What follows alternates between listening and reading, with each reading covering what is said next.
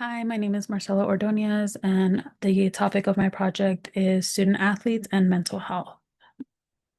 So, going into this research, my argument is that the mental health challenges faced by male college basketball and football players are deeply shaped and reinforced by historical legacies of athletic culture, economic pressures of collegiate sports, and cultural norms of masculinity that discourage emotional vulnerability.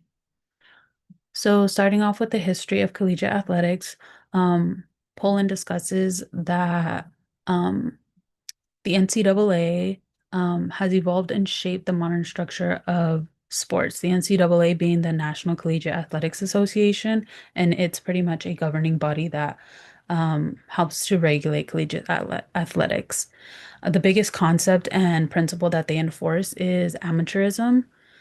Um, Pretty much amateurism is this concept that athletes cannot be paid to play, and it's a line that differentiates professionals versus amateurs. That athletes, when they go into these collegiate sports, they are essentially going in as a hobby, that these sports that they're playing are hobbies.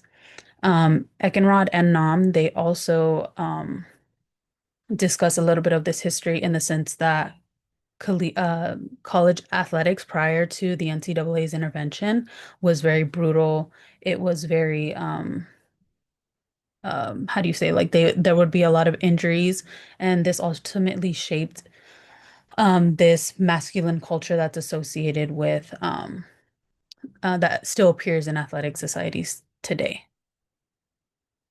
Moving on to this culture of masculinity that is still prevalent, excuse me, a psychological study by Steinfeld and Steinfeld discusses this conformity to masculinity norms in collegiate athletics, pretty much that athletics socialize men into this cultural masculine expectations, and the results pretty much did show that there is a hegemonic masculine culture within college football.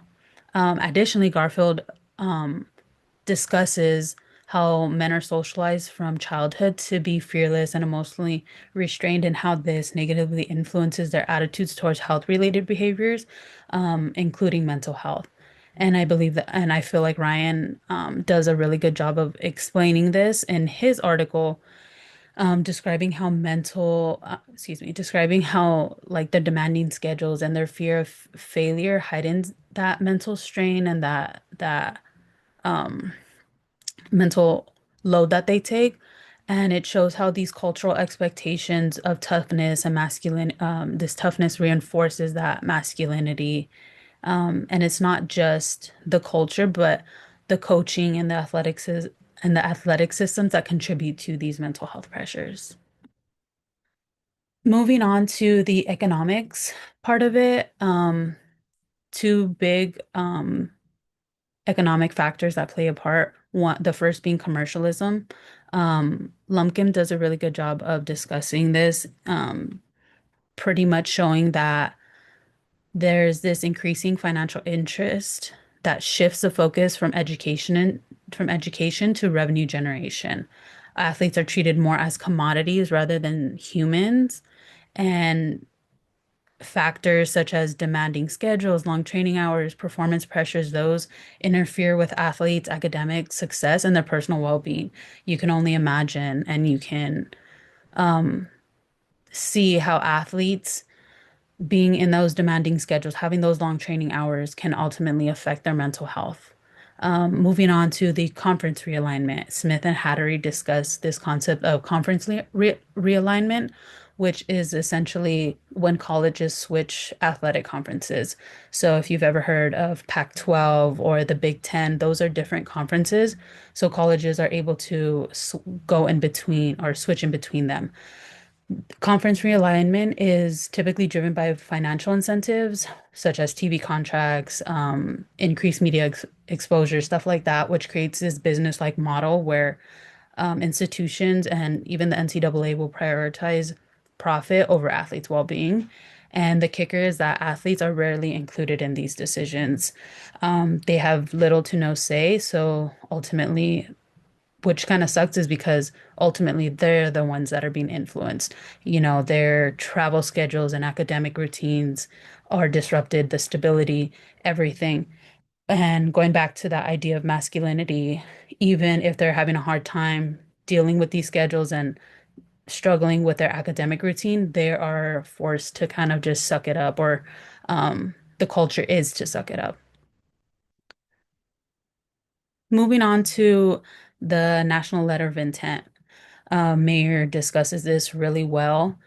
Um, Now, what is the National Letter of Intent? The National Letter of Intent is an agreement between an institution and a prospect, where the prospect will receive financial aid if they commit to a 1-year contract with the institution.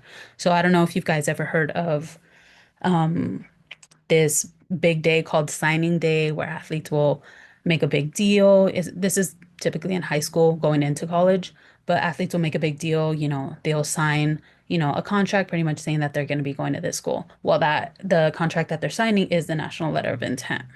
And pretty much in this essay, Mayer kind of expresses this unequal power dynamic that really shows that it benefits universities, um, where the National Letter of Intent is not like they don't have any bargaining power and they don't have any control. It's very one-sided and it's a one size fits all.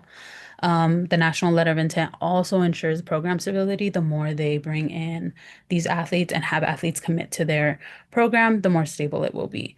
Going back to this one size fits all structure, it ignores athletes' individual needs and well-being, so they're not able to bargain for anything that they need or they feel that they need.